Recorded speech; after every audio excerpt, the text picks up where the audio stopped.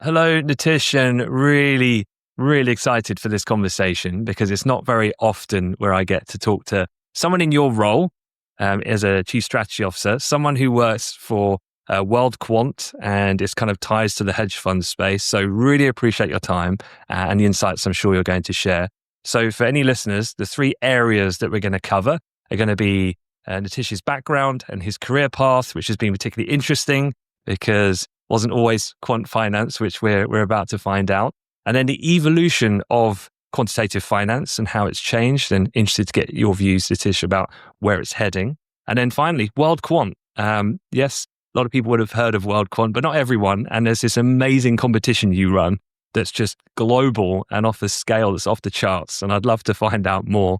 And there's lots of other resources as well that I know this is a growing space of interest for students and young professionals, which I know you're going to share. So, welcome. And perhaps you could take us back to the beginning and a brief summary of your background from your childhood student days up to what you're doing today in your new role.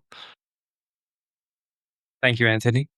So I'm currently based in Connecticut, US, but I was born and brought up in Punjab, India, which is in North India.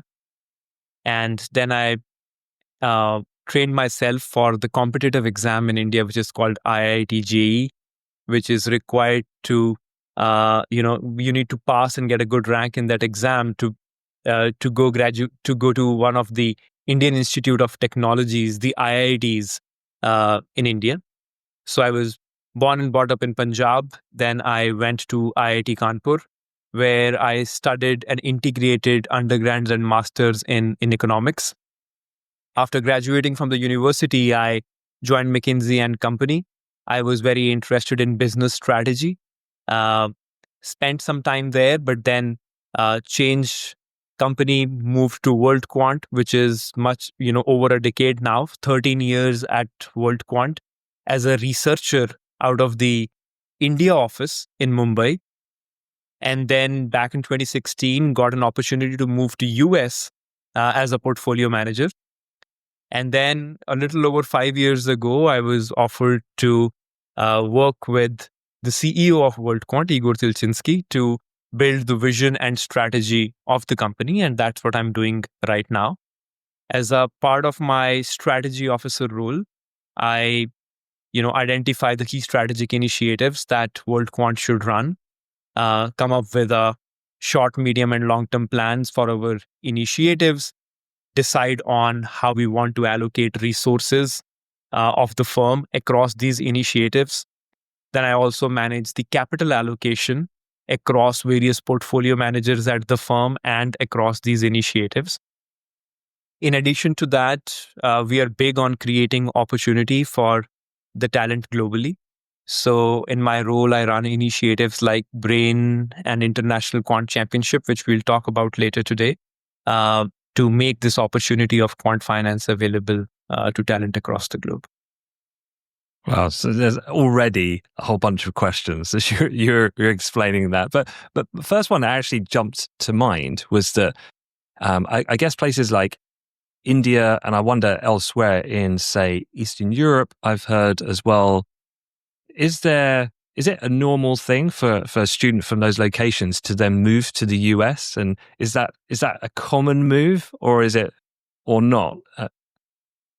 Yes. So if you're talking specifically about quant finance, then I would say quant finance was considered a very niche industry where you have to be in one of the big financial hubs like US or London and, then Singapore, Hong Kong. But if you are in other geographies, this information about quant finance as an opportunity was not really available. But lately, say as WorldQuant, we are running 27 offices and we are creating opportunity for the talent wherever they are.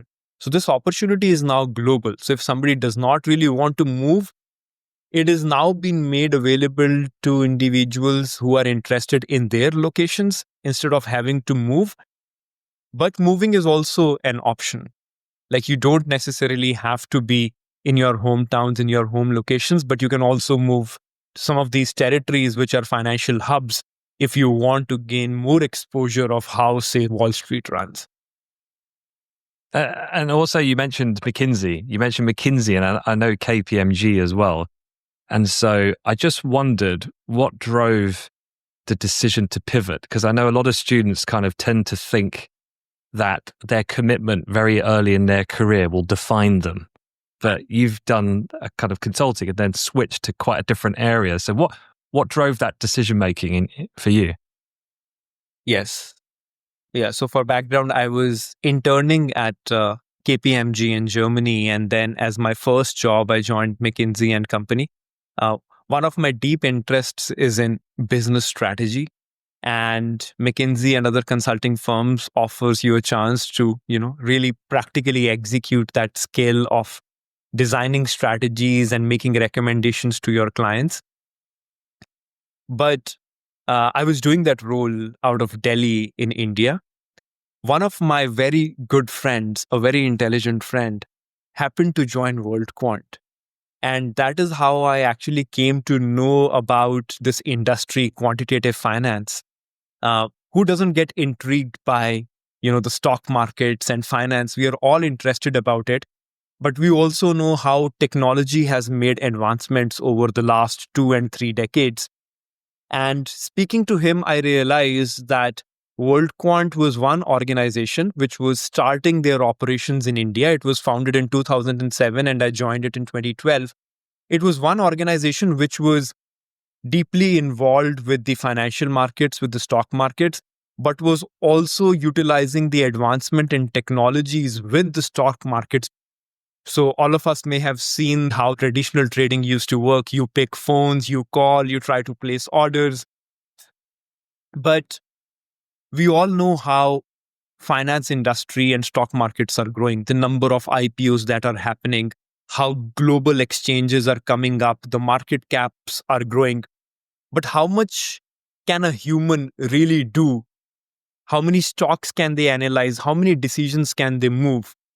So what I learned was quantitative finance was basically about writing systematic pieces of code to deploy your ideas across a large number of stocks. So you can trade thousands and tens of thousands of stock using an algorithm to systematically execute your ideas. So that idea came to me as a very intriguing idea, which I wanted to try, I wanted to test, came across as a very future-oriented approach, something that was just starting in India. And fortunately, I put myself through the interview process. It was a 9-month-long interview process. I went through 14 rounds of interviews, and I'm glad I made through. And the whole idea was to benefit from the growing advancements in technologies and the growing size of the global financial markets. And WorldQuant, as a quantitative management firm, was really bringing these two things together, led me to making this decision of switching the careers.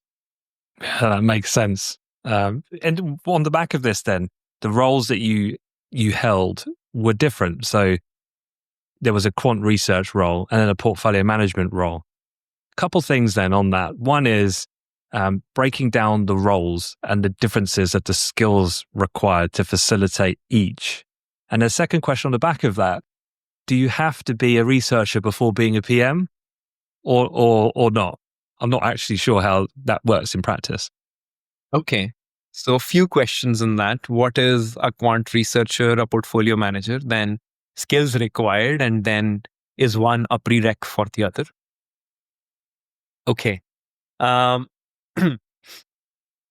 When I was first introduced to this role of quant researcher from outside of WorldQuant, I had thought that I will be sitting in front of the screen and just coding mathematical models. But when I joined WorldQuant, I realized that there was such a big entrepreneurial element and creativity to this role of being a quantitative researcher. Imagine that you think that you have an idea, and if you will apply that idea to the stock market, you think that this idea can make money. And This is one idea. Now you can have a second idea, a third idea, and a fourth idea. What a quant researcher is actually about is to think of those ideas of your own. And then there are plenty of data sources available out there. You think using which systematic data can I actually apply this idea? You need to have the capability to convert that idea into an actual execution using some data and writing a piece of code. And then it is about tracking the performance of your ideas and continuously coming up with improvements to find more and more things to be a successful researcher. So that is a quantitative researcher role. After doing quant research, you have created so many signals. A portfolio manager has a few steps in how he does portfolio management. First, he has to identify which signals out of the big pool of signals he wants to select to deploy the capital. Now, after selecting the signals, he has to combine those signals in an optimal way. Different signals have different ideas in them, so he has to decide on what idea do I want to take more risk on and on which ideas I want to take less risk on. And then he has to manage the risk which comes with it. There are some systematic risk factors that exist out there. So they have to manage how exposed their final combination of alphas is to risk. And after all of this done, there comes final decisions on what stocks and how much of them do we want to trade in the market. So as a portfolio manager, you are selecting the signals, you are combining the signals, and then you are taking care of risks and other trading constraints before making the strategy go live in the market. So that's what a portfolio manager does.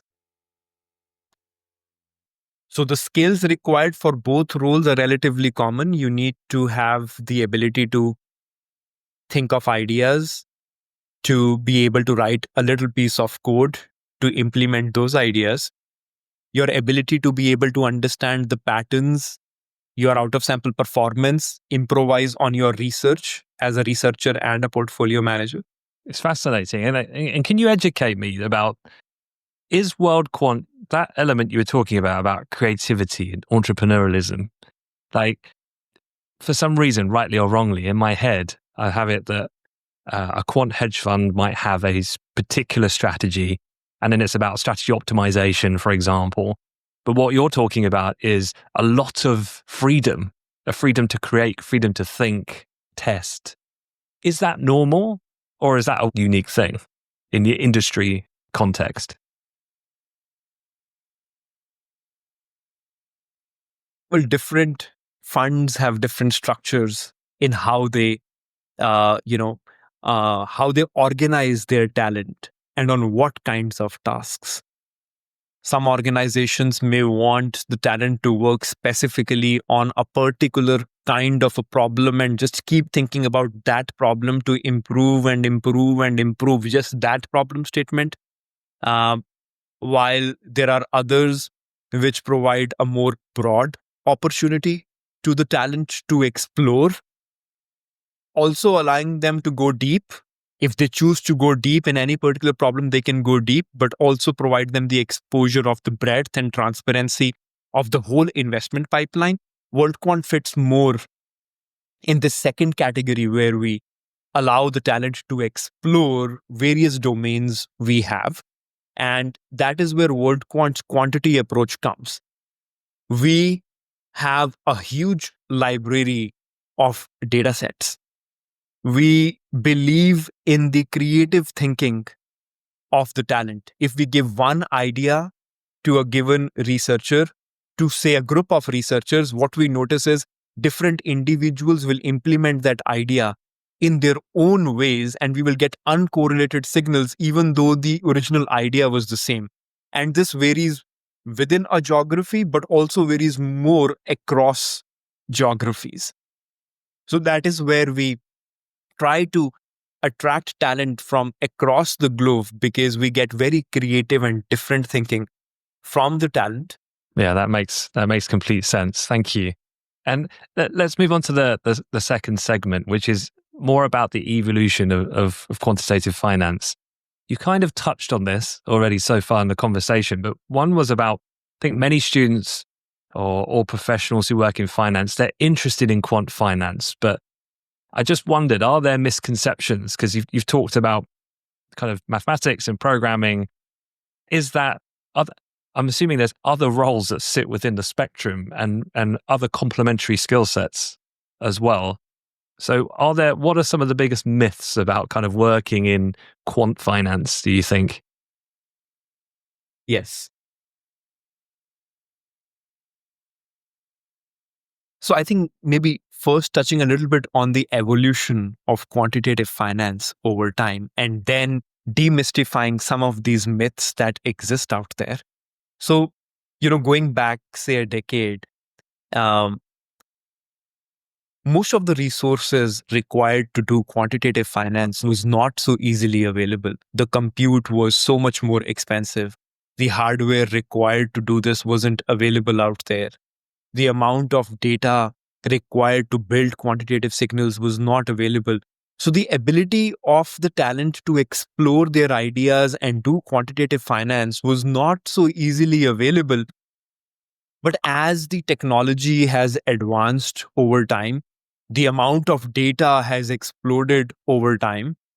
And the number of firms that have risen up across geographies in this space, like as of December 2023, there were over 400 quant funds. I think this opportunity became more mainstream because there are not easy ways to absorb so much data and growing stock markets, growing number of instruments and asset classes out there. So quantitative finance is becoming like a more important and a real thing for everybody to do to be successful. So this evolution has led to a lot of talent focused on building themselves and generating the skills required to be a part of this industry too. But while this is happening, like you say, there are myths that, do I really have to have a PhD to be a quant? Do I have to have mathematics and computer science to be a PhD? So I shared with you in my introduction that I went through 14 rounds of interviews and 9-month long process because WorldQuant at that point used to hire mathematics, computer science, and physics students, and I was an economist. So a lot of back and forth and discussions had to happen that how much can we venture out into other domains. And today at WorldQuant, we employ talent from such varied departments, such varied geographies, such varied backgrounds in terms of educations. Yes, we have a large number of PhDs, but we also have a large number of undergrads from various disciplines who can actually present that they have the creativity and the skill and the urge to do this. So you do not necessarily have to have a PhD or a mathematics background to make or be successful on these roles. Another big myth about, the question that we're usually asked about quant finance is AI going to take over the humans, in this industry? Because artificial intelligence with latest LLM and everything is getting so intelligent that why do we even need the humans anymore? So the analogy that I really like to give to answer this question is, say we have to walk from point A to point B, the amount of time it will take for us to walk on our legs to go from point A to point B versus, say, if we have a bicycle and we ride a bicycle from point A to point B, we can be so much more efficient just because we have a tool, a technology, which can make the human more efficient and be able to do more. So similar analogy applies in quant finance too. Yes, there are tools, there is AI, there is machine learning, but these tools only make the humans more efficient, more productive to be able to deliver better results rather than being replaced by them. So that's the myth. Yeah, that intellectual diversity makes so much sense in the formula of the way that WorldQuant, it seems, is set up in that way. So No, thank you for that breakdown. I'm going to steal that analogy, if you don't mind, for future reference. That was great. Okay, so let's move on and talk a little bit more about World Quant. I know you've kind of touched on it, but anything more color you'd like to give about the firm in itself? But then we'd love to move on and talk about your key platform, which is Brain, afterward. Sure.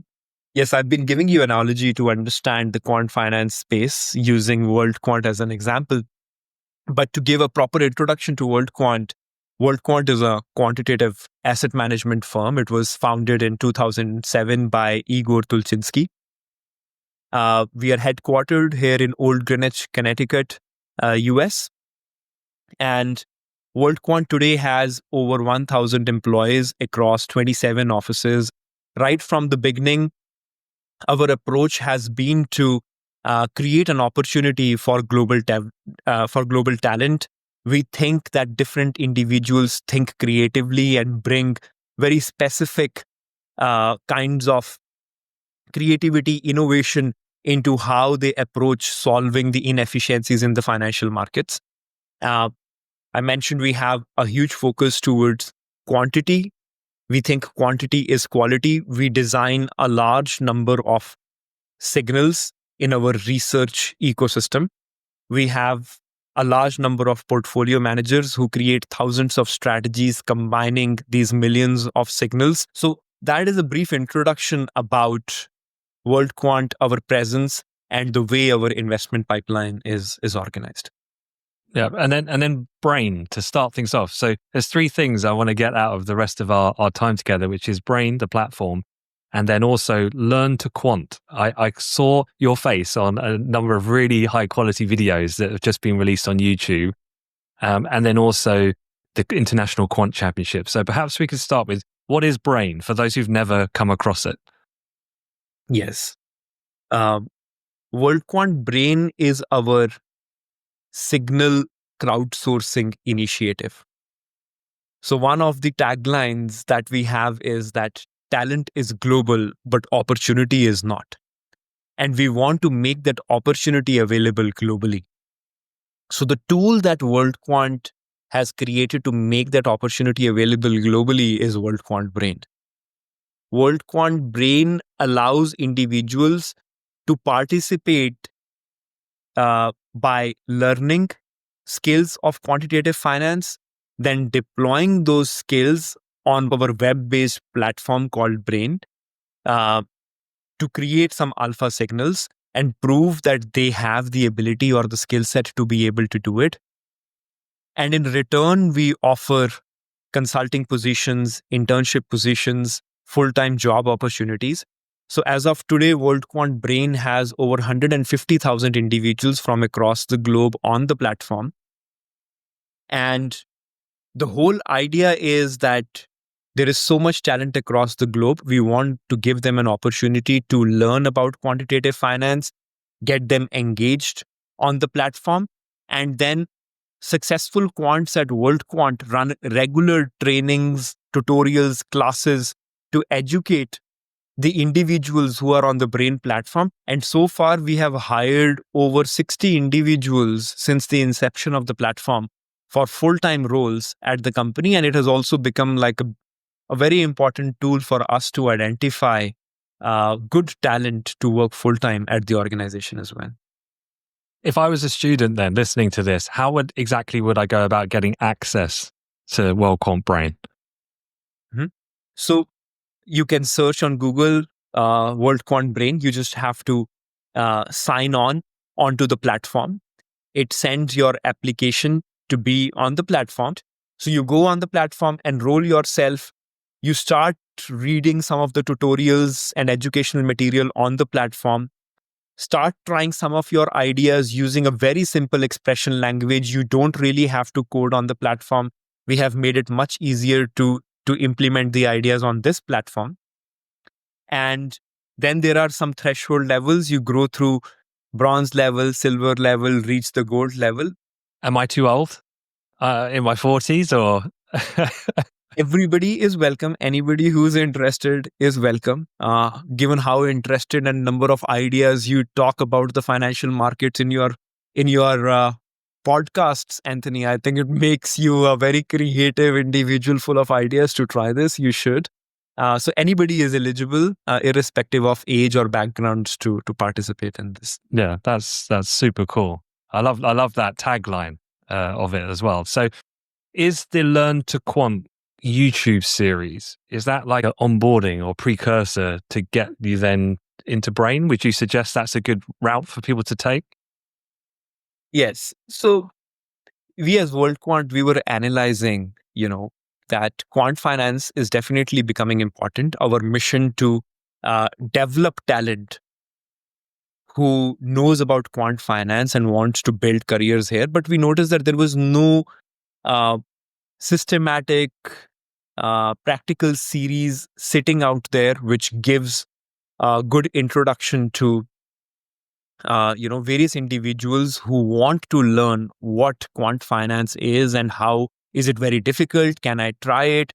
So we thought, why don't we create, say, some videos which can small 5-minute videos which can give them introduction into what is quantitative finance, then show them some ideas by using various data sets or some kind of common approaches that exist out there which help them implement their ideas.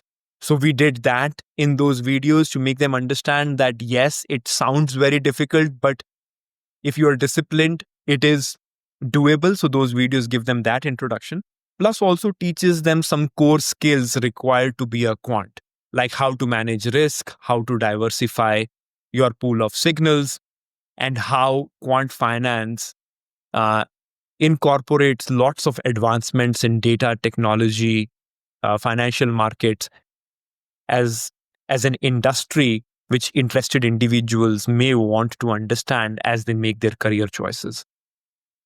Okay, for anyone listening, I'll save that Google search and I will put all of the links to everything that's being mentioned in the show notes. So you just need to go to the show notes to the hyperlink to get to the Learn to Quant YouTube channel on the WorldQuant channel. But finally, I'd like to know a bit more about the International Quant Championship, because when I first found out and explored this myself, I was like, wow, this is another level. It's like, it feels like the World Cup of quantitative finance. So can you just give me some context of the size of this thing and then talk about its purpose and how it works? Yes. So yesterday we launched the 5th iteration of the International Quant Championship. So like I mentioned, for WorldQuant BRAIN, the goal is to reach out to all the talent out there to help explore. But how do we reach out to the talent and tell them that an opportunity like WorldQuant BRAIN exists for them? And we thought competitions is a great way of bringing attention of the talent out there to try and explore this idea. And there is a little story behind this. When I was a student back in IIT Kanpur, I had an opportunity to participate in a global competition representing my university, my country. And being on that stage was such a great feeling, which I still remember. And I thought, why don't I replicate a similar feeling for a large number of individuals across the globe? That is how we came up with this idea of International Quant Championship. It's a 3-stage event today. The first stage is a university level where individuals from the university enroll, start competing. The second stage is a national level. The best teams from the top universities in stage 1 qualify at the country round, the national level, to identify the national winner. And then there is a third stage, which is the international round, to identify the international quant champion. So that is where the winning country teams come compete at the finals. We've mostly organized it in Singapore. That is where the finals is organized. And that is how it's a 3-stage competition. In terms of scale, last year we had over 37,000 participants from 5,000 plus universities, 180 countries enroll into this contest. And there are very successful stories from participants of this contests and the winners.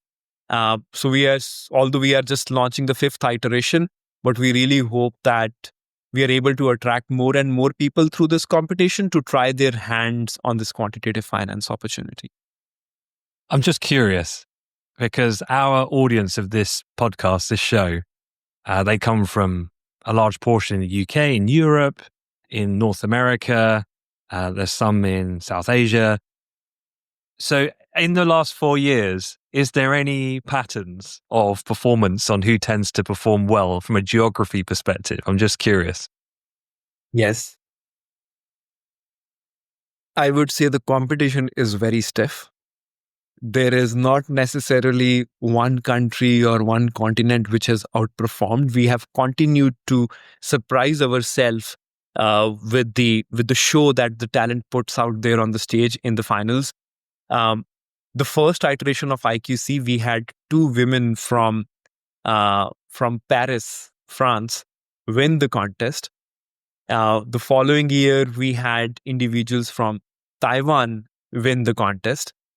And in the other years, we've seen winners from UK, we have seen winners from US, we have seen winners from Indonesia and India. So it's very diversified. In the top 3 ranks, you will see a very good diversity of talent. That's amazing. All right. Well, Nitish, it's been awesome chatting with you. Definitely really enjoyed when you were deconstructing, explaining the roles specifically because you've experienced them. I think WorldQuant as a business sounds super interesting in terms of how it's set up.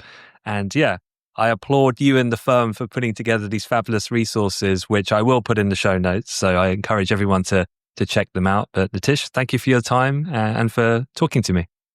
Thank you, Anthony, for having me as well.